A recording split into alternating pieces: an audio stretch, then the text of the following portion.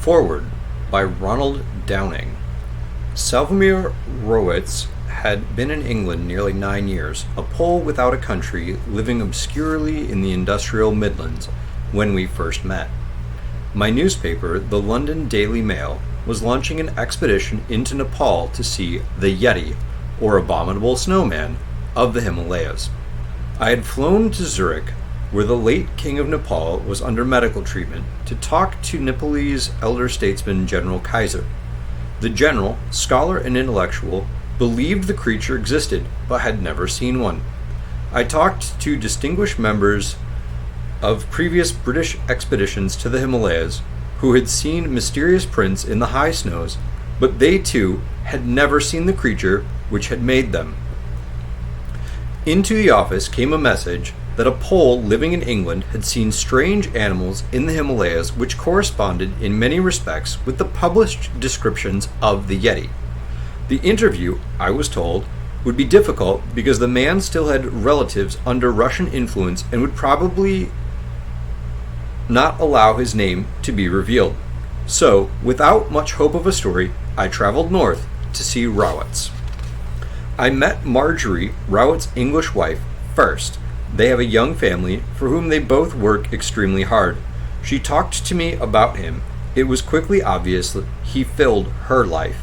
Some of his experiences he had told her, many others she would have known only if she understood Polish and Russian, because he talked and screamed in these languages through many tortured nights. So I met Rowitz. Of medium height, but looking taller because of his slim build, he greeted me coolly but courteously. He struck me as withdrawn, taut as a bowstring, a man who made a virtue of reticence. I had plenty of time and used some of it to put him at ease. I was conscious of the fact that he was appraising me, deciding whether or not to tell me about himself. After some hours he began to talk, from the beginning. He is a meticulous man, and insisted that his encounter with the strange Himalayan creatures should be treated in its place as an incident in the greater adventure. Even in outline, it was a great and grim narrative, and the force and sincerity of the man impressed themselves on me. He spoke with a quiet authority about the things he had seen.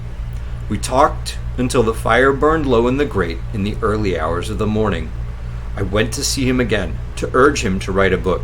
He agreed, if I would set it down for him. The deal was made. It was not always easy. Rowitz had locked so much away in his mind and turned the key.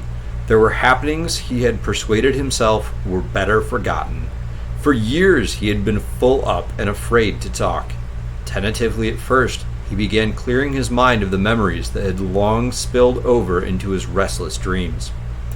I sat with him for many hours one weekend, in every 3 or 4 over a year. I came to know him very well. His own picturesque English was often inadequate for our purposes, and we worked with Polish and Russian dictionaries near at hand. Towards the end, I marveled to see Rowitz as he shed his burden, became relaxed. He smiled more often.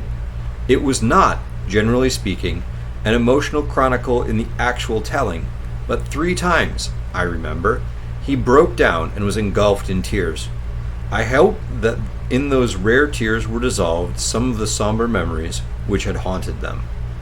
Robert Downing, London, February 1956.